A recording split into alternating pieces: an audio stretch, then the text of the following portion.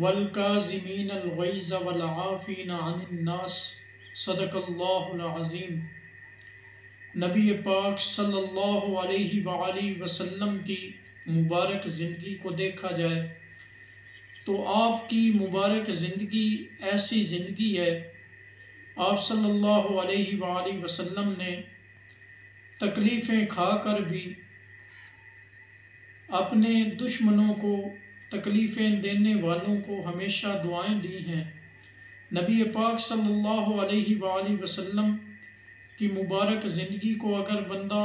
دیکھے، اس کو پڑھے تو پتہ چلتا ہے کہ تحمل مزاجی، عفو و درگزر، لوگوں کو معاف کرنا نبی پاک صلی اللہ علیہ وآلہ وسلم کی زندگی میں ہمیں کیسا ملتا ہے۔ نبی پاک صلی اللہ علیہ وآلہ وسلم کو لوگوں نے اتنی تکلیفیں دی، روایات میں آتا ہے کہ جب حضور اکرم صلی اللہ علیہ وآلہ وسلم طائف کے علاقے میں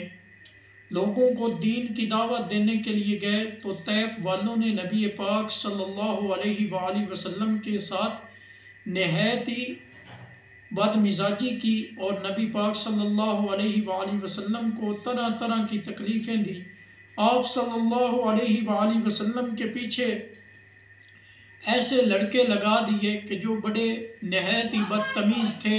اور انہوں نے نبی پاک صلی اللہ علیہ وآلہ وسلم کو پتھر مارے۔ حضور جب بیٹھ جاتے وہ اٹھا کر پھر حضور اکرم صلی اللہ علیہ وآلہ وسلم کو مارتے،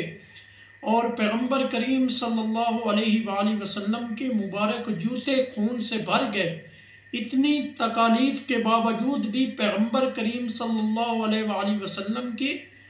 مبارک زبان سے بد دعا نہیں نکلی۔ فرشتہ حاضر ہوا اور آ کر کہنے لگا، اے اللہ کے رسول، اگر آپ چاہیں تو ان طائف والوں کو دو پہاڑوں کے درمیان رکھ کر اس طرح میں پیس دوں جس طرح چکی میں دانے کو پیس دیا جاتا ہے۔ پیغمبر کریم صلی اللہ علیہ وآلہ وسلم کی مبارک زبان سے نکلا کہ نہیں، یہ لوگ مجھے نہیں جانتے، ہو سکتا ہے کہ ان کی نسل میں ایسے لوگ پیدا ہو جائیں جن کے قسمت میں، جن کے نصیب میں اللہ تعالیٰ نے ہدایت لکھی ہوئی ہو۔ یہ میرے پیغمبر کریم صلی اللہ علیہ وآلہ وسلم کی مبارک زندگی تھی۔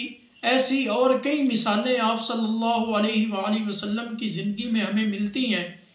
آپ صلی اللہ علیہ وآلہ وسلم کی مبارک صاحبزادی، پیاری صاحبزادی حضرت سیدہ زینب رضی اللہ تعالی عنہ، حضرت زینب رضی اللہ تعالی عنہ نے جب مکہ سے مدینہ ہجرت کرنے کا ارادہ فرمایا تو راستے میں کافروں نے دیکھا کہ نبی پاک صلی اللہ علیہ وآلہ وسلم کی بیٹی دن دہاڑے ہجرت کر رہی ہے، یہ تو ہماری بڑی توہین ہے۔ تو ایک کافر نے آ کر حضرت زینب کی اونٹنی پر، آپ کی سواری پر وار کیا، اور سواری جو تھی وہ چلنے کے قابل نہ رہی۔ حضرت زینب رضی اللہ تعالی عنہ حاملہ تھی، آپ کے پیٹ میں بچہ تھا، حمل ٹھہرا ہوا تھا، اور نبی پاک صلی اللہ علیہ وآلہ وسلم کی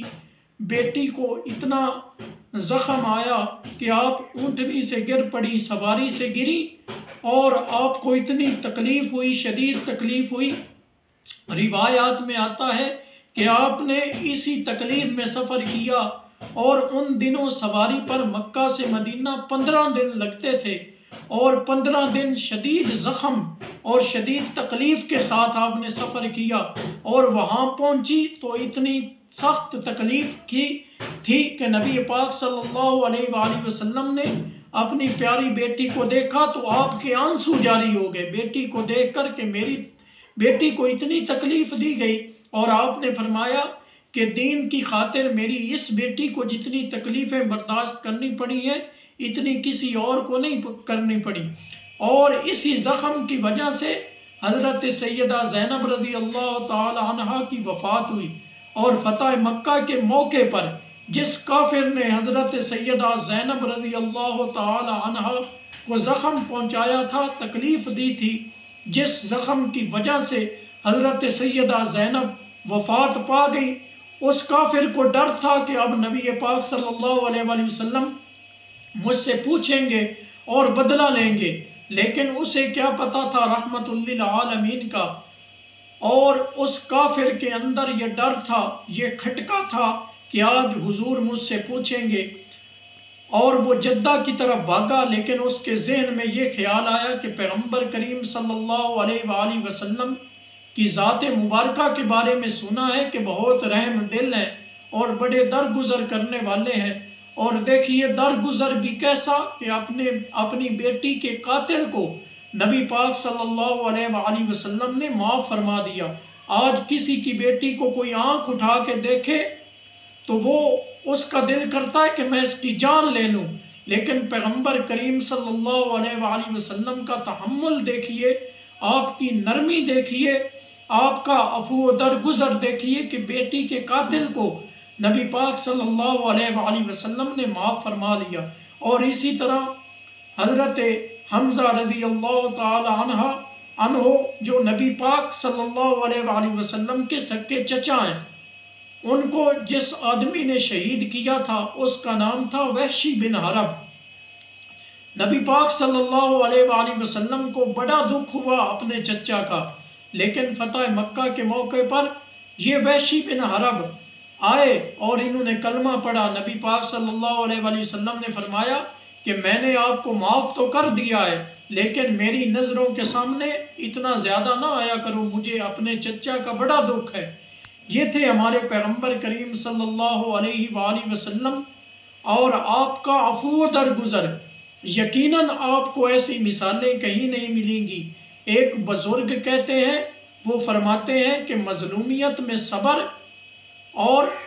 طاقت اور ہمت کے باوجود عفو و درگزر کرنا اور حالات میں صبر کرنا، یہ اکٹھا کسی اور کی زندگی میں آپ کو نہیں ملے گا سوائے پیغمبر کریم صلی اللہ علیہ وآلہ وسلم کے علاوہ۔ آپ کی زندگی میں ہی یہ اکٹھی باتیں آپ کو مل سکتی ہیں، کسی اور شخصیت کی زندگی میں آپ کو نہیں مل سکتی۔ آخر میں بس اتنا ہی میں کہوں گا کہ جو آسی کو کملی میں اپنی چھپا لے، جو آسی کو کملی میں اپنی چھپا لے، جو دشمنوں سے زخم کھا کر بھی دعا دے، جو دشمنوں سے زخم کھا کر بھی دعا دے، اسے اور کیا نام دے گا زمانہ،